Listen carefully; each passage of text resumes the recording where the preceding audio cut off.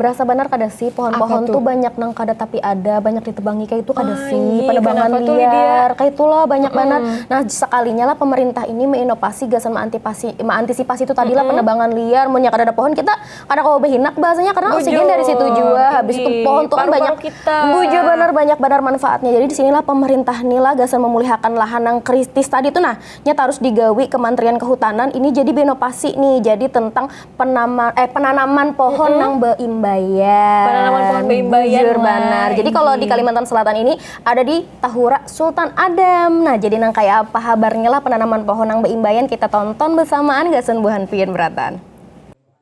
Upaya gasan menjaga kelestarian hutan wan lahan terus digawi Kementerian Kehutanan bersama pihak swasta nang beisian keterkaitan tanggung jawab memulihkan lahan wan hutan.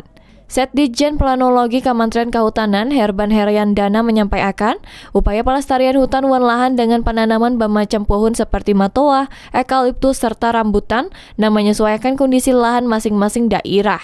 Gasan meningkatkan kualitas lahan wan hutan supaya kawa dimanfaatkan masyarakat. Gasan Kalimantan Selatan, penanaman digawi Dinas Kehutanan, BKSDA serta stakeholder kehutanan di lahan seluas 5 hektar di kawasan Tahura Sultan Adam. Hutan sebagai sumber kehidupan manusia Matan Bahari sudah memberi manfaat. Dalam perkembangannya diperlukan upaya sabaratan pihak supaya tetap lestari. Dengan adanya upaya pemulihan lahan kritis di Kalimantan Selatan, diharapkan kondisi hutan sasain baik gasan kehidupan manusia. Kawasan Tahura Sultan Adam selain dimanfaatkan sebagai paru-paru Kalimantan Selatan, juga sudah mengembangkan wisata alam.